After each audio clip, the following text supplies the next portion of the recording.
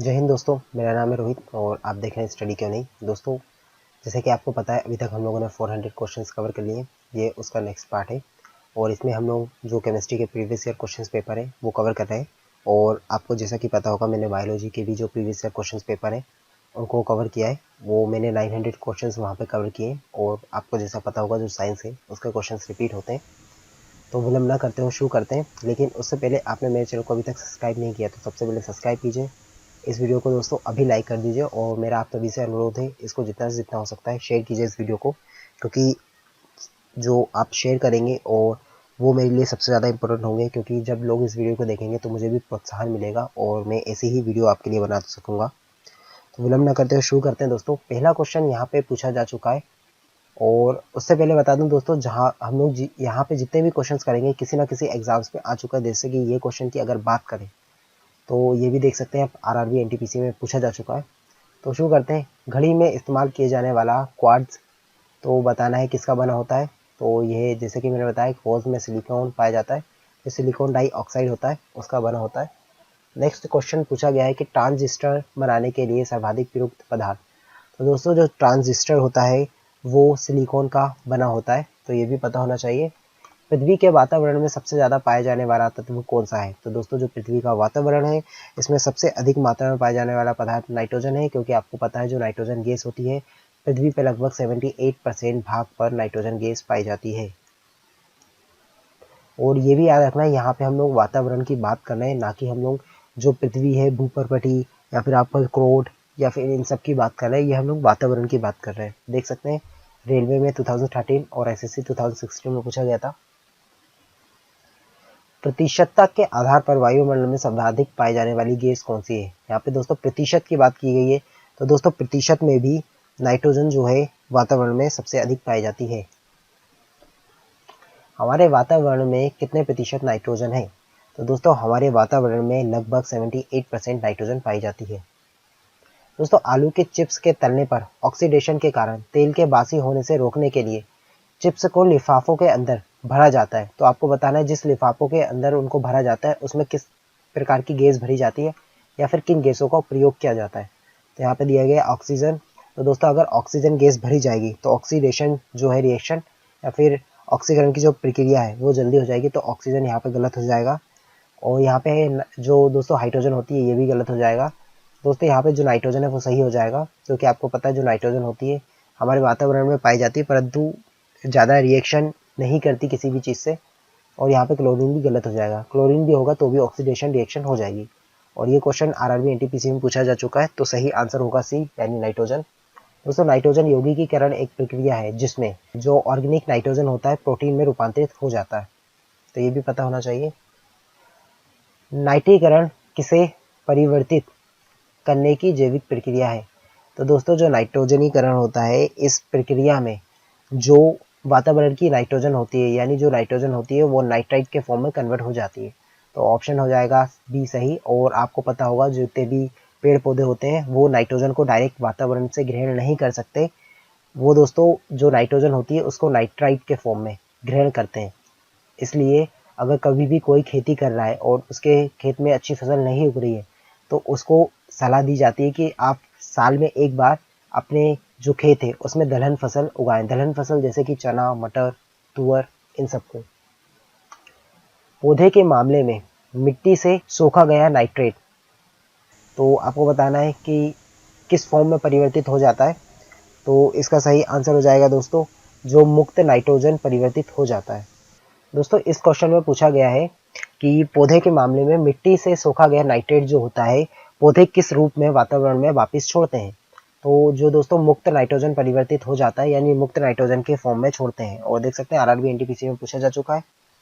निम्न में से कौन हरित गृह गैस नहीं है। कार्बन डाइऑक्साइड, दोस्तों ये है, मीथेन भी है, नाइट्रस ऑक्साइड भी है। और नाइट्रोजन यहाँ पे जो आंसर है सही हो जाएगा, या फिर इस क्वेश्चन के हिसाब से गलत और हमारे हिसाब से सही हो जाएगा।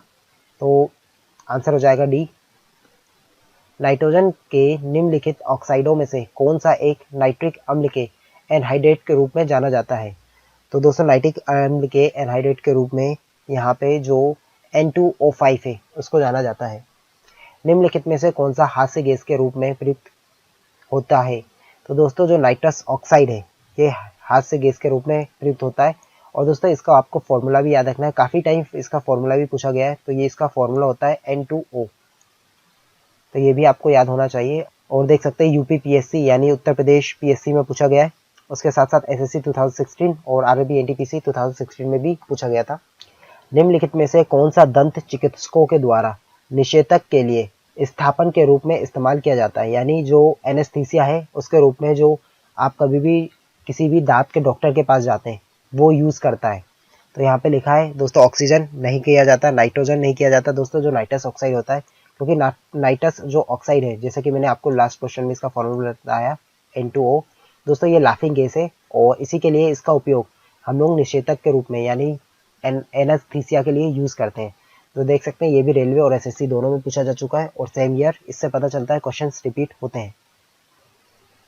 दोस्तों यहाँ पे पूछा गया है कि मूत्रालयों के पास प्राय नाक में चुभने वाली गंध का कारण क्या है।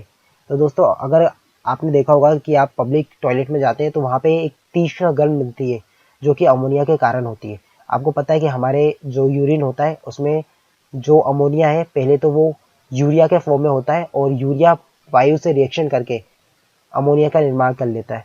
तो जो गंध आती है वो अमोनिया की आती है। और देख सकते हैं ये भी एनटीपीसी में पूछा गया था। अमोनिया का एक गुण कौन सा है, तो यहाँ पे लिखा गया है ये जल में अम्लीय है, ये गंध रहित गैस है, ये पित्त गैस होती है, या फिर इसके जलीय विलयन में लाल लिटमस पेपर नीला हो जाता है। तो दोस्तों जो अमोनिया होती है ये बेसिक नेचर की होती है, यानी ये लाल लिटमस पेपर को लाल कर देता है। बाकी दोस्तों अमोनिया में जल में अविलय नहीं होती, जल में विलय होती है, गंध रहित होती है। दोस्तों ये भी गलत हो जाएगा, इसमें तीक्ष्ण गंध आती है और यह पित्त गैस है, तो ये भी गलत है। नाइट्रिक अम्ल निम्नलिखित में से किसके साथ अभिक्रिया नहीं करती।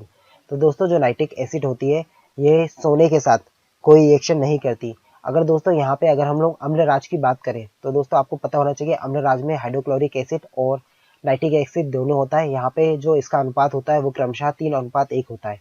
यदि आप उसमें सोने को घोलेंगे तो सोना घुल जाएगा। दोस्तों एक्वारेजिया आयतन में 1:3 के अनुपात में निम्नलिखित में से कौन होता है या फिर किसका मिश्रण होता है। तो दोस्तों जो मैंने आपको अम्लराज बताया उसको इंग्लिश में एक्वारेजिया कहा जाता है। और जैसा कि मैंने बताया कि 1 अनुपात में जो नाइट्रिक एसिड होता है और 3 अनुपात में हाइड्रोक्लोरिक एसिड।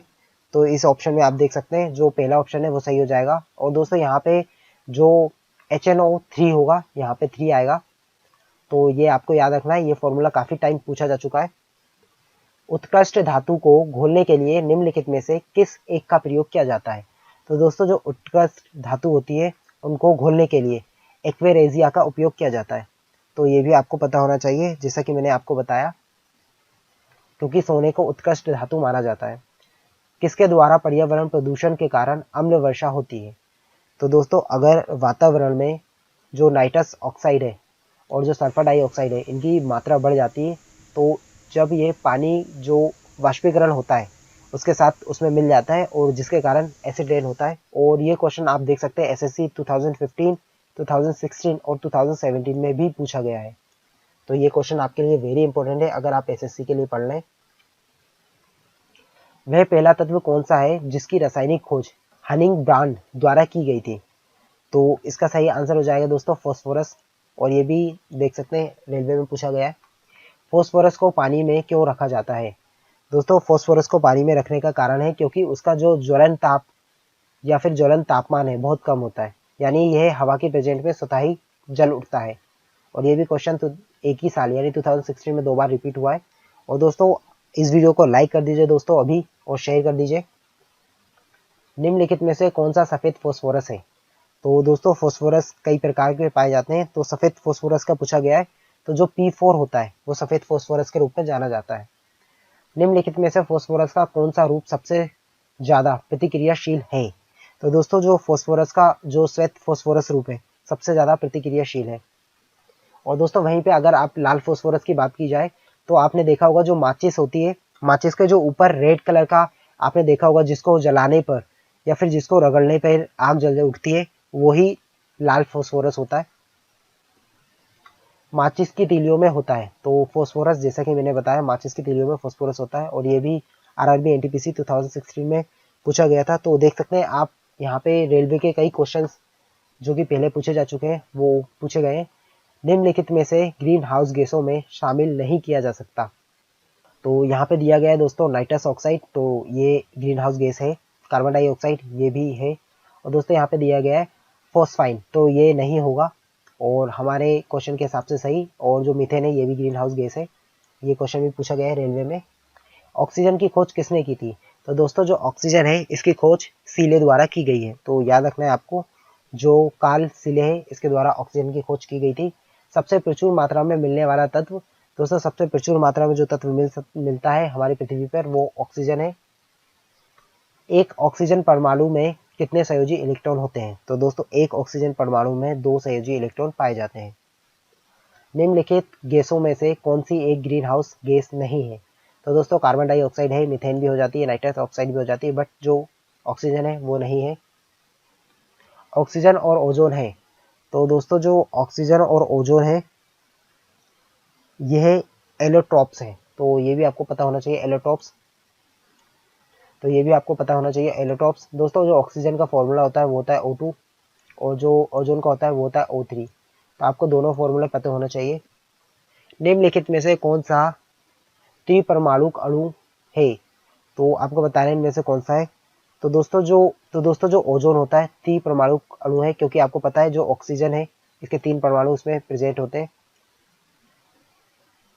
ओजोन के अणु में ऑक्सीजन के कितने परमाणु होते हैं? तो जैसा मैंने बताया 3 परमाणु। और देख सकते हैं हाल ही में आरआरबी एनटीपीसी 2017 में पूछा गया था ओजोन का रासायनिक फॉर्मूला। जैसा कि मैंने बताया अभी, ये क्वेश्चन तो शायद मेरे ख्याल से आपको बताना भी नहीं चाहिए क्योंकि आप काफी बार इस क्वेश्चन को पढ़ चुके हैं। ओजोन जीव मंडल को बचाती है। तो जो ओजोन होती है परावैंगनिक किरणों से बचाती है जो कि सूर्य द्वारा आती है। हानिकारक परिवैंगनिक किरणों से रक्षा करने वाली भूमि के चारों ओर मौजूद ओजोन परत के क्षय का कारण कौन सी गैस है? तो इसका कारण हो जाती है क्लोरोफ्लोरोकार्बन।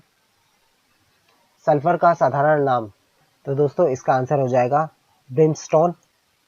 दोस्तों सल्फर ने अपना नाम किस भाषा से लिया है? तो दोस्तों जो सल्फर का नाम लिया गया है वो लिया गया संस्कृत भाषा से। तो ये भी आपको पता होना चाहिए और मोस्ट इंपॉर्टेंट क्वेश्चन। और देख सकते हैं रेलवे में पूछा जा चुका। प्याज काटते समय आंखों में जलन पैदा करने वाला यौगिक कौन सा है? तो दोस्तों प्याज में सल्फर पाया जाता है जिसके कारण आपकी आंखों में जलन होती है। और देख सकते हैं ये भी रेलवे में पूछा जा चुका है। रबड़ को वल्कनीकृत करने के लिए प्रयुक्त होता है। तो दोस्तों अगर रबड़ को और स्ट्रेचेबल बनाना है, उसकी प्रत्यास्थता का गुण बढ़ाना है, तो उसमें वो सल्फर में गर्म किया जाता है।